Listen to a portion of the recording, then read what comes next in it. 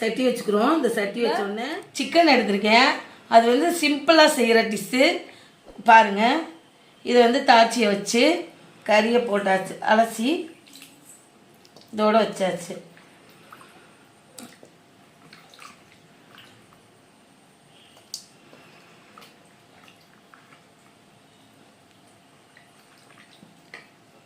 கறி வச்சோடனே வெங்காயம்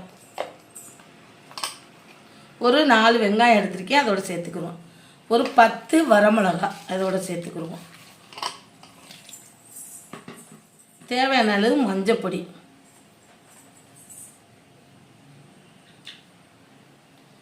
ஒரு ஸ்பூன் உப்பு, இஞ்சி பூண்டு பேஸ்ட்டு, எண்ணெய் இதோட ஊற்றிக்கிடுவோம்.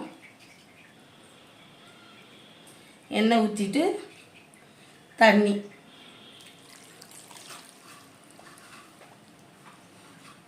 இதெல்லாம் போட்டாச்சு.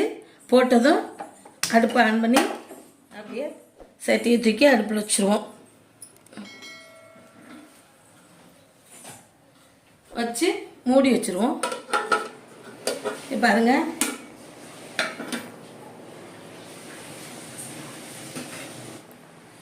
எப்படி கொதிக்குதுன்னு பாருங்க. கொதிச்சதை ஒரு கிண்டு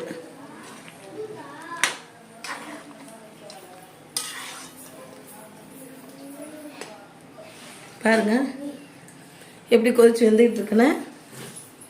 சிக்கன் எண்ணெய் கறி பாருங்க எப்படி இருக்குன்னு. எல்லாம் போட்டதெல்லாம் காமிச்சேன். இப்போ வந்து வெந்துருச்சு. வெந்ததும் எண்ணெய் ஊற்றிருச்சு. இதில் வந்து மிளகு ஜீரகம் போட்டு நுணுக்கி வச்சுருக்கேன், இதோட சேர்த்துக்குருவோம்.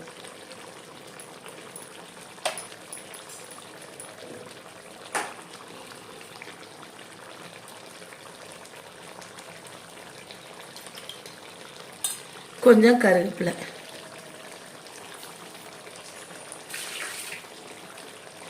மிளகு ஜீரகம் போட்டு எண்ணெய் கறி பெரட்டியாச்சு. எப்படி செஞ்சேன்னு காமிச்சேன். இப்போ வந்து ரெடி ஆயிடுச்சு. சிம்பிளான டிஷ்ஷு, ஈஸியாக பண்ணிடலாம்.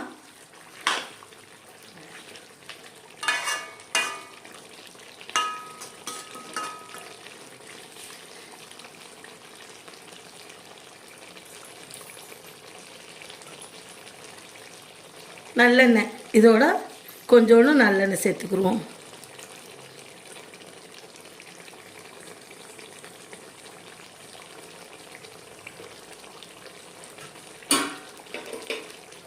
நல்லெண்ணெய் சேர்த்து இப்படி ஒரு பெரட்டு, இப்படி ஒரு பெரட்டு.